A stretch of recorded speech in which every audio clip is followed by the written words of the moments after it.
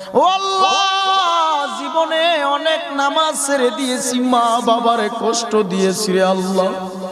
ও আল্লাহ, তোমার রসুলের সুন্নতের মালা গলায় লাগাইতে পারলাম না রে আল্লাহ।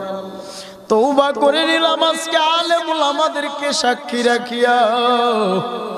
তওবা করলাম আল্লাহর কোনদিন নামাজ ছাড়বো না, রোজা ছাড়বো না, মানুষকে কষ্ট দিব না, সুদের খাতায় নাম লাগাবো না, কোনদিন খারাপ কাজে লিপ্ত হব না। আমার আল্লাহর কাছে যদি একটা বার চোখে পানি ছেড়ে তওবা করতে পারো, আমার আল্লাহ এই মাহফিলের প্যান্ডেলের থেকে বের হওয়া মাত্র জিন্দেগির আমল নামার গুনাহগুলো ক্ষমা করতে পারে কি পারে না?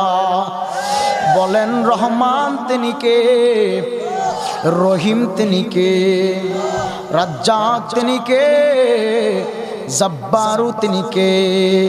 আমার আল্লাহ গফুরুর রহিম।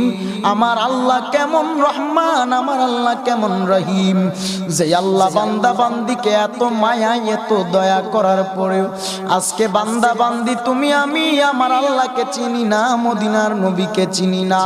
আল্লাহর দেওয়া আগুন পানি হাওয়া বাতাস সব কিছু পাইলাম, আজকে আল্লাহর দেওয়া সব পাওয়ার পরে বুঝি আমার আল্লাহকে চিনলাম না, মদিনার নবীকে চিনলাম না। কিভাবে তুমি মাওলার কাঠ গড়ায় যেদিন দাঁড়াবা কি জবাব দিবা?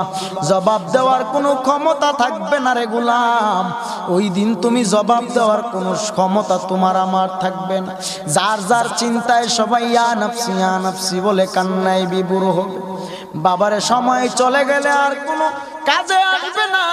সময় থাকতে থাকতে আমার মালিকের চিনে নাও। আমার মালিকের চেনার জন্য তুমি যাও। আল্লাহর ওলি শাহজালাল শাহপরানী আমিনী রাহমাতুল্লাহি আলাইহি এইভাবে বাংলাদেশের যত হক্কানি আল্লাহর ওলিগণ আছে তাদের সাথে যদি সম্পর্কটা ভালো রাখতে পারো, তারাই আমার আল্লাহ ও রাসূলকে চেনার রাস্তা দেখাইয়া দিতে পারে কি পারে না?